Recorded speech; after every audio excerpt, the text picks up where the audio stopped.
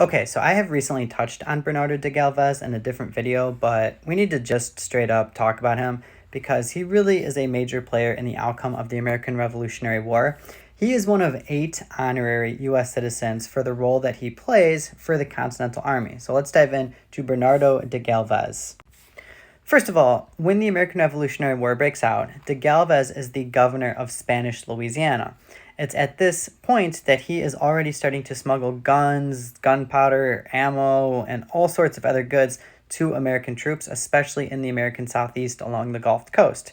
I should mention that at this point, Spain had not officially declared war on England, so he is doing this on his own accord. For what it's worth, in 1779, Spain does officially declare war on England. There's a couple reasons that they'll do this. One of the reasons is that the Patriots had been winning a handful of different battles, and Spain and other countries like France think that the Patriots have a shot of actually winning this thing. The other major reason for Spanish involvement in the war is to gain back territories lost, especially in wars like the French and Indian War, also known as the 7 Years' War, which conveniently lasted 9 years. Anyways, Spain wanted to get places like Florida back, so Spain will join the war. Galvez here is going to lead a handful of troops, which I'll show you. De Galvez goes on to complete one of the most successful military campaigns in the entire American Revolutionary War and just wreaks havoc on the Gulf.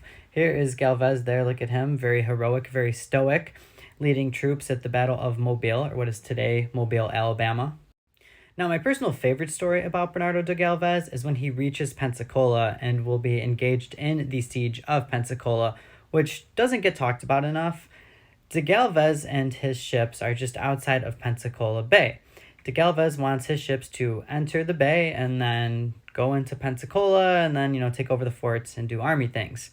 His generals are not too keen on just entering the bay, especially in the midst of all of this cannon fire that is heading their way. Galvez here takes his ship and literally goes into the bay pretty much by himself, turns around, pounds his chest, yells "Yo solo," meaning I alone. His generals are a little embarrassed that he is doing this with, again, all these cannons and stuff flying at them, so they too will then enter the bay.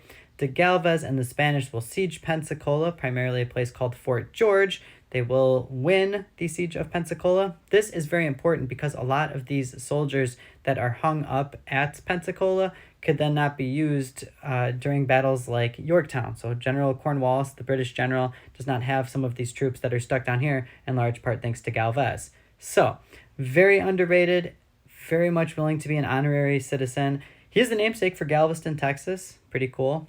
Look into Bernardo de Galvez. Anyways, I'm running out of time. Per always, hopefully you learned something. Love you all.